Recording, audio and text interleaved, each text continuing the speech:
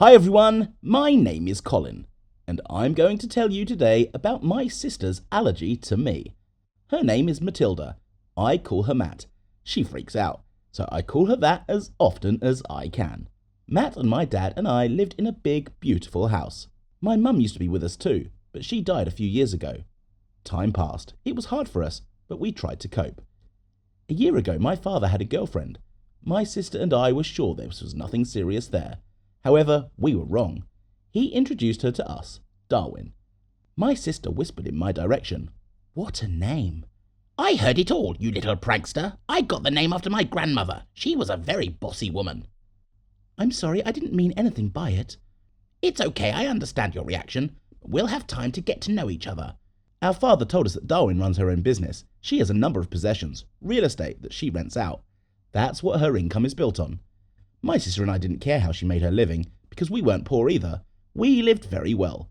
Dad had a great job, his own company, and several apartments in the middle of the capital, New York City.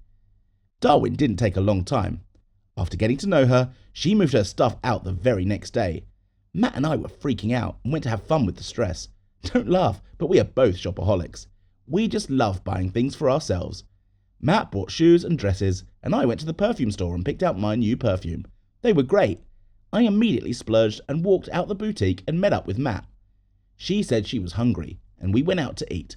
Sitting in the cafe, she suddenly blushed and started itching. "What the hell is that?" "I don't know, you're weird. Should we call an ambulance?" "No, I don't know what you're allergic to. Shopping?" "Yeah, more like you." We laughed, but she was right. After a couple of days, we realized that she was allergic to my new perfume, but I liked it so much that I couldn't help but use it. So we decided to keep a safe distance from each other. It didn't always work out, though. I once went into my sister's room to get my laptop and forgot I was wearing the perfume. Matt immediately blushed and began to itch, and she yelled for me to get out quickly and open the windows wider. At her scream, Darwin came into the room. "What's wrong, Matilda?" "Nothing, just a fight with my brother." "Oh, that happens. How are you doing?" "I'm fine, how are you?" "I'm fine too." My sister wouldn't stop scratching. "What have you got?" "I had cucumbers, I'm allergic to them." "Oh, that's it. Okay, I have to go." "Darwin?" "Yeah, what?" "Your perfume is wonderful." "Thanks, honey, it's my favourite." "My brother has the same." "Yes, there's a men's line as well. He has great taste." As it turns out, Darwin had the same perfume, only for women. Poor Matilda, she had to wear a mask in the house so she wouldn't get bumps again. Things were going well for Darwin and her father. When I went away on business with friends, my father went somewhere on a business trip. Only my stepmother and Matt stayed in the house. My sister called me and whispered that a new car had come with a delivery. Did Dad buy it for her? I don't know. Well, I thought he said he was going to buy something expensive himself. Even if he did, so what? I'm just curious. I'll keep an eye on her. My sister didn't like her very much, and it was mutual. Another day later, in Darwin's father's absence, there came a delivery of expensive jewellery cosmetics. She went to expensive boutiques. Matt was telling me all this, and I wasn't paying attention. But the truth was, I crossed paths with Darwin's car on the street. She didn't see me, and I followed. At that time, Matt was searching her and her father's room. I saw Darwin had arrived at some very poor house and was unloading boxes of appliances and groceries. She was alone. I took a couple of pictures, she spent an hour there, and then she moved on. I saw her in a cafe with some dude. His face was familiar, but I couldn't remember where I'd seen him.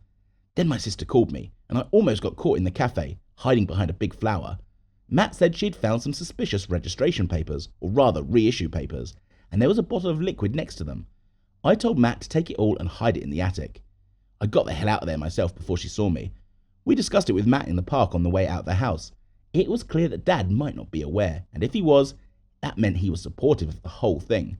Then my sister and I drove to the house where Darwin went. There was no grandmother sitting inside. She was half conscious. She didn't answer our questions, but there was one but. When she heard Darwin's name, she perked up, and then said her beloved granddaughter was coming to visit her soon, and would take her to another country to live. "Yes, we're very excited. Will you fly by yourself?" "Yes, as soon as she finishes her work. Darwin makes money, a lot of money, and she spends it all on medical care for me, caregivers." "And how does she make money?" "I don't know. I don't meddle in her affairs, but she's good. She grew up and lived in poverty almost all her life, and now she's so rich. Our dream is to buy our own house so we can stop renting. This house is also rented. It's already falling apart." Grandmother fell asleep abruptly, and we realized that Darwin was a fraud. On the way home, we decided to call my father, but he didn't answer. And when we got home, we found Darwin at home. She smiled and asked me to have lunch with her. I said I would have lunch, and I signalled Matt to go upstairs and get the papers. My sister quickly went upstairs, and as soon as she opened the loft, she started scratching. That meant that Darwin was aware that we were aware because she had been up there before. There was no paperwork, and I abruptly remembered that the man from the cafe used to work as a lawyer for our father. Your daddy's a little late. He'll be here soon. He was supposed to be here yesterday. Yes, but it didn't work out. Don't worry, it's okay. Listen, my friend is having a party with the kids. Go get dressed, we're going to hang out at the pool. I decided to play along, pretended to be excited, and went to my room.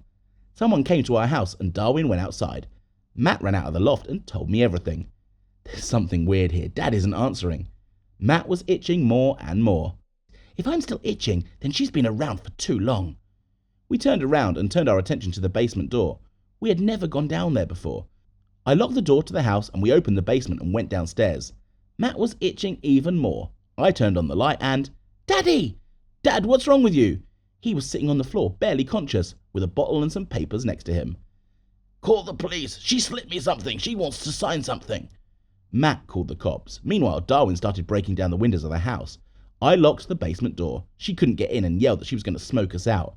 And then we heard her pour an entire bottle of perfume under the door. Matt started swelling up even more. Oh no, Matt. Oh no, I'm swelling. I'm having trouble breathing. It stinks too much in here. Dad!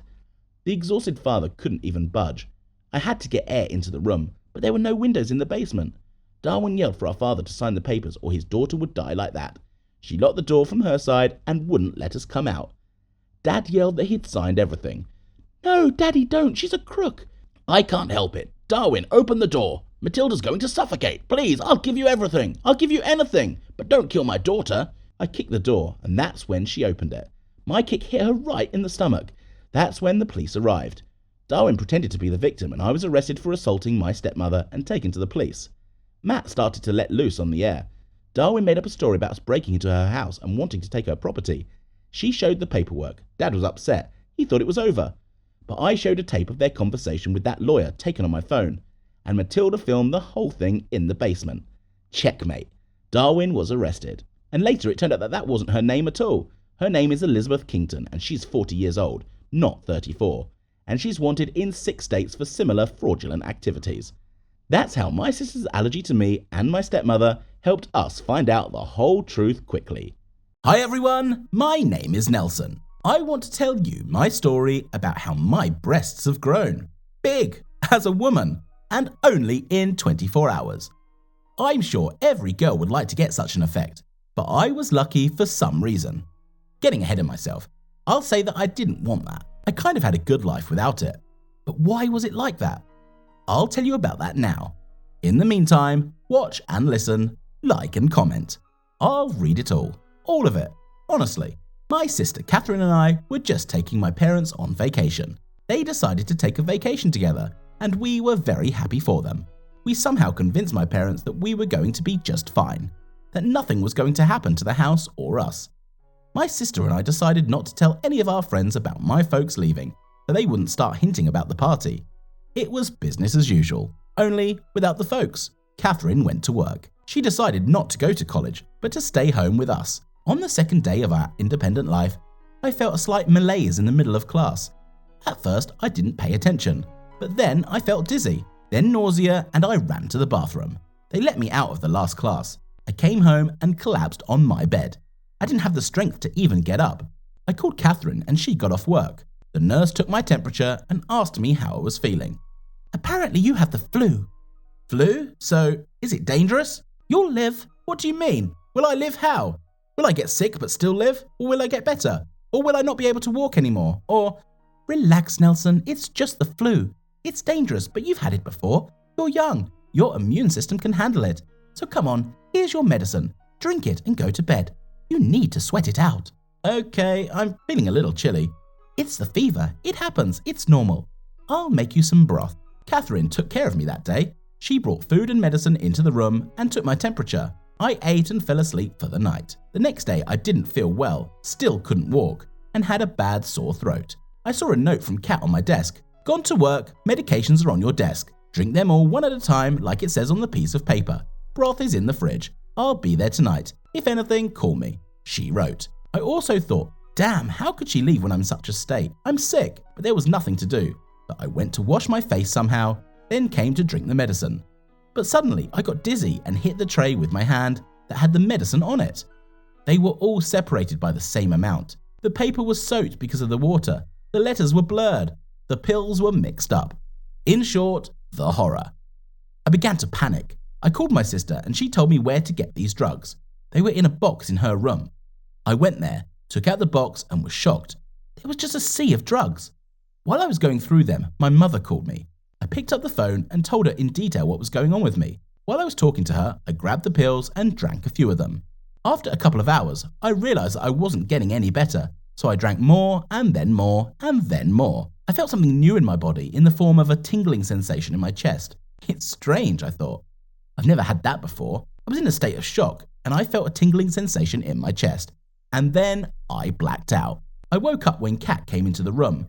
She took my temperature and told me I was burning up.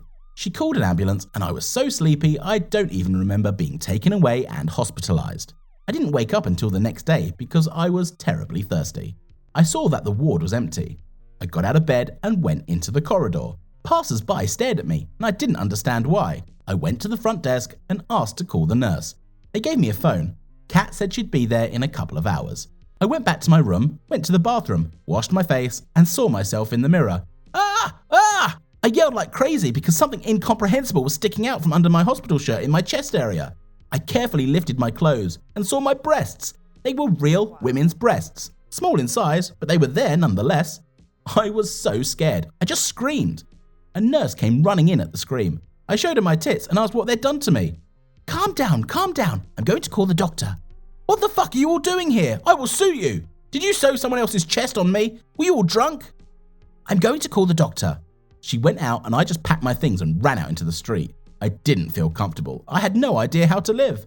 I didn't have any money or a phone with me, so I just ran outside towards the house, which was a hell of a lot farther away. I must have looked inadequate from the outside.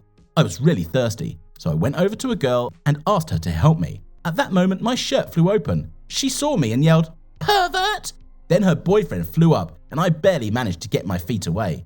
I decided that walking was not an option, so I jumped on the bus, trying my best to cover myself with my shirt, which had torn buttons. I must have torn them when I got dressed. The bus braked sharply and I grabbed the handrail. At that moment, some old lady stuck her face right into my chest. I pulled her off and she yelled at the whole bus, "Pervert on the bus! Watch out for the kids!" I yelled back that I wasn't a pervert and there was nothing wrong with me, that I wasn't like that, but no one listened. The bus stopped and a crowd of men moved in on me, preparing their fists. I just jumped out the open window and ran on. I felt like I was about to die somewhere. I ended up in an unfamiliar place, a kind of ghetto, as I realized later. The cheeky guys saw me like a helpless mouse and ran after me. I was running away from them. My strength was failing me. I didn't know what to do next. They called me a chick and other swear words. I tried not to listen to them. A cafe came towards me. I ran in and hid in the toilet, catching my breath and crying. After a while, people started banging on the door. "Leave me alone, I haven't done anything to you. What do you want from me?" I shouted in tears. But from behind me came this calm woman's voice. "Excuse me, are you sick? Is there anything I can do to help?" I timidly opened the door, and behind her stood a lovely waitress. She was also the owner of the cafe. I told her briefly what had happened to me. She took me to her office and gave me something to eat and drink and a phone to call Katie. "So, how's the new body treating you?" I will never say anything about women's breasts again. I won't make jokes. I won't even look at them. They're so weird up close. It's a good thing at least without hair, or I would have thrown it upon myself. I didn't think it would hurt so much to run with them. Yeah, without a bra it hurts. I used to have a funny thing with the guys, running up behind girls and pulling their bra off, and then abruptly letting go of the elastic, you know. Oh yeah? That hurts. That's probably my punishment, but I won't do it again. I get it. There's your lesson. Life teaches us all something sooner or later. If you don't understand the lesson, the next one will be much harsher. I guess you're right. Thanks for not scaring me. What's the big deal? My brother's breasts are bigger than yours. What happened to him? He's been eating his way through problems, not dealing with them. He gained weight, and then he overdid it and even got breasts. Oh, sad. I'm so sorry. At this point, my sister was running all over the hospital looking for me like crazy. Then she came to get me and pick me up. Catherine calmed me down, told me that my situation could be remedied. I just had to go back to the hospital. I agreed. The doctor came up to me and started examining me and then asked what I'd been drinking at home. I told it like it was. I don't remember the name, I just remember the picture on the package. There was a picture of a flower. Oh shit, those are my pills. They're for women. Are they hormonal? Yes. What does that mean? You have a malfunction in your body due to a large batch of female hormones, so your breasts have grown, but it's easy to correct. I was very happy. I was prescribed medicine and I started taking it very strictly. By the time my parents arrived, everything had normalized and I was as before. How have you been here without us, our children?